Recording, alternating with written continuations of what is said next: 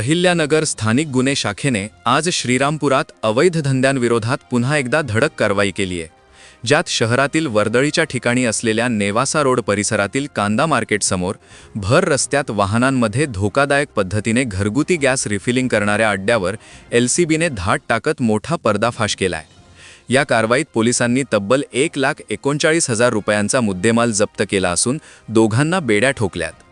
शहरातील कांदा मार्केट परिसरातील मोकळ्या जागेत घरगुती गॅस सिलेंडरमधून वाहनांमध्ये बेकायदेशीरपणे गॅस भरला जात असल्याची गुप्त माहिती स्थानिक गुन्हे शाखेला मिळाली होती।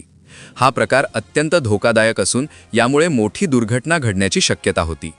या माहितीची खातरजमा होताच पथकाने सापळा रचून या ठिकाणी छापा टाकला।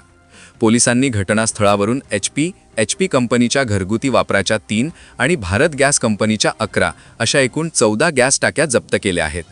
यासोबतच गॅस रिफिलिंगसाठी वापरल्या जाणाऱ्या 2 इलेक्ट्रिक मशीन, 1 डिजिटल वजन काटा आणि गुन्ह्यात वापरलेली 1 ऑटो रिक्षा असा एकूण 1,39,000 रुपयांचा मुद्देमाल जप्त करण्यात आला आहे। या प्रकरणी सलमान पठाण आणि लुकमान पठाण दोघे श्रीरामपूर यांना पोलिसांनी ताब्यात घेतले आहे।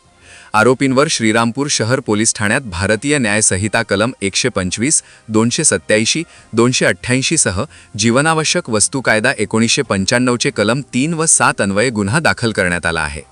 सदरची कारवाई पोलीस अधीक्षक सोमनाथ घारगे, अपर पोलीस अधीक्षक सोमनाथ वाकचौरे, स्थानिक गुन्हे शाखेचे पोलीस निरीक्षक किरण कुमार कबाडी यांच्या सूचना आणि मार्गदर्शनाखाली स्थानिक गुन्हे शाखेचे पोलीस उपनिरीक्षक Sandeep Murkute, police Naik Richard Gaikwad, police constable भगवान थोरात, रमीज राजा अत्तार, विशाल तनपुरे, महादेव भांड आदींच्या पथकाने केली असून दाखल गुन्ह्याचा पुढील तपास श्रीरामपूर शहर पोलीस करीत आहेत।